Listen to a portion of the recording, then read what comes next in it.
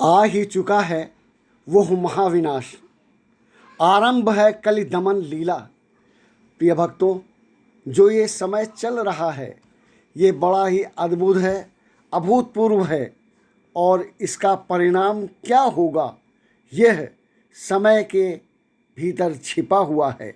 इसको स्पष्ट करना अत्यंत कठिन है, किंतु तब भी एक बात है कि भगवान श्री कल्कि की लीला एक नए प्रसंग में आरंभ हो चुकी है।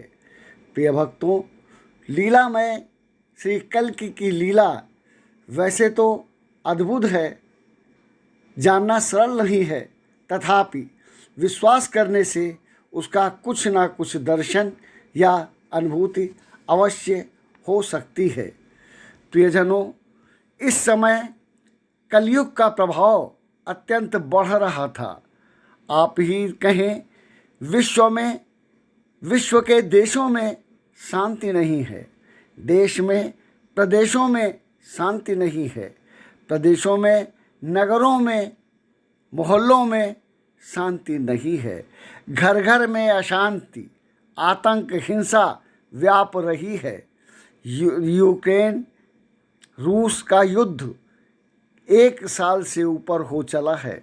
आगे क्या करेगा, क्या होगा, यह कहा नहीं जा सकता है। प्रिय भक्तों, प्रियजनों, यह महापरिवर्तन का समय है। अब आगामी कुछ ही वर्षों में हमारी जनसंख्या अत्यंत नियंत्रित हो जाएगी। केवल जो भक्त हैं, भगवान के चिंतक हैं, अच्छे पथ पर चलने वाले हैं, अच्छे कर्मों को करने वाले हैं, उनका ही जीवन शेष बचेगा। शेष सारे मारे जाएंगे। जो विकृत मानसिकता के लोग हैं, देश हैं, सबका नाश प्रत्यक्ष सामने है, आ रहा है और होना आरंभ हो चुका है। ऐसे समय में जो समय का चिंतन करेंगे, अपनी आंखें खोलकर इस पर विचार करेंगे, उनका किसी न किसी अंश में अवश्य ही अवश्य भला होगा। अन्यथा बहुत ही विकराल समय है। आप स्वयं अपनी आंखें खोलकर चारों ओर निरीक्षण करें, सब कुछ स्पष्ट हो जाएगा। ऐसा नहीं है कि कुछ भी गुप्त रूप से हो रहा है, बल्कि अत्यंत प्रकट है और स्पष्ट है। देखो, आज के संसार की स्थिति क्या हो रही है।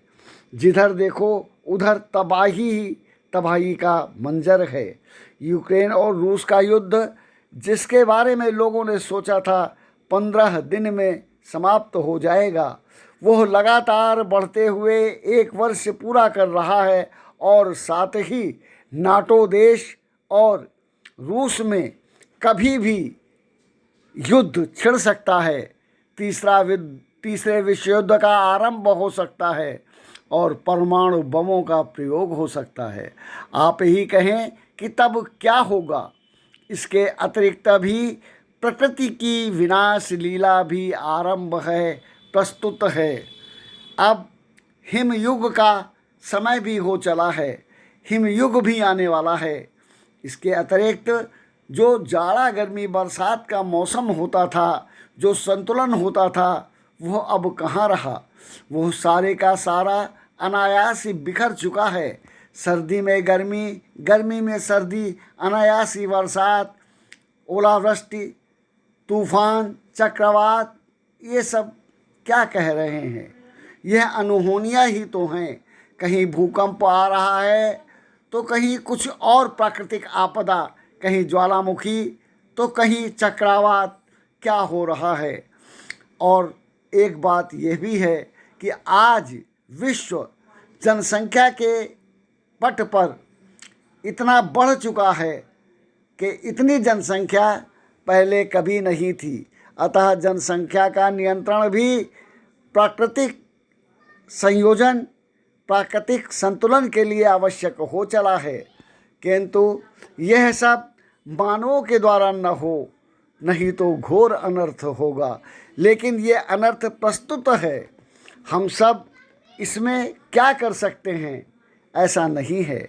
अगर हम सब लोग अपने मन में स्थिर होके इसके बारे में विचार करें, इसके लिए सृजनात्मक भावों का संचार करें, तो एक एक करके अगर अधिकांश मानवों के मन में यह भाव उत्पन्न होंगे तो उन भावों से उत्पन्न वह ऊर्जा बहुत कुछ को नियंत्रित कर जाएगी और संभवतः यह भगवान की लीला जो काली हो चली है उज्जवल हो जाएगी और हम सब का हित होगा। अन्यथा एक बार महाविनाश होने के बाद जो बचेगा वो अद्भुत होगा, अच्छा होगा और सतयुग सा होगा। इसीलिए लोगों का विचार है कि कलयुग जा रहा है और सतयुग आ रहा है। होनी क्या कह रही है यह समझना आज सबके लिए इतना कठिन नहीं रह गया है। बात है तो केवल इतनी कि लोग अपने सच्चे हृदय से उसे समझने का, देखने का प्रयास करें। यह अद्भुत युग है, अद्भुत समय है। अतः हम सब को जागरूक होकर इसका आकलन करना चाहिए और अपने प्रयासानुसार इस पर नियंत्रण हेतु आरंभ करना चाहिए। ऐसा हम मानवों का परम धर्म है और मानवों का हित भी इसी में है कि हम जागरूक हो, इसके लिए संकल्पित हों और अपना प्रयास करें। भगवान श्री कल की आज के मानवों को संभवतः यही संदेश देना चाहते हैं। अन्यथा उनकी अनदेखी करने पर उनका कालचक्र तो समय के नियंत्रण हेतु, कल के नियंत्रण हेतु चल ही चुका है, जो अपना कार्य संपन्न करेगा। लेकिन यह समय अत्यंत विलक्षण है, अद्भुत है। इस समय को पाकर मानव अपने को धन्य कर सकता है, शांति दूत सा अवसर पा सकता है और अपने जीवन को सार्थक कर सकता है। मेरी यह बातें अनर्गल प्रलाप नहीं हैं, यह सब सत्य हैं, सत्य हैं और इतिहास साक्षी है। हमारे ग्रंथ यह बताते हैं कि यह सब कुछ निष्प्रयोजन नहीं है। कितने बार ये हो चुका है, कितने बार ये होगा। अतः हमें सचेत होना चाहिए, अपने पथ पर प्रस्तुत होना चाहिए, अपने कर्तव्य के प्रति जागरूक हो, तत्पर हो, चल पड़ना चाहिए। अतः मैं पुनः आप सबसे अनुरोध करता हूँ कि आप अपने कर्मों को नियंत्रित करें, दुष्कर्मों को छोड़कर सत्य कर्मों की ओर, सहयोग की ओर, त्याग की ओर, तपस्या की ओर प्रस्तुत हों। तभी मानवों का, हम सब का कल्याण हो सकता है। और प्रियजनों, अब आगे सनातन धर्म का प्रभाव सारे विश्व पर व्यापक होने वाला है। अतः उसमें आप अपनी भूमिका के लिए सजग हों, सचेत हों, तत्पर हों। यह अवसर आने वाला है।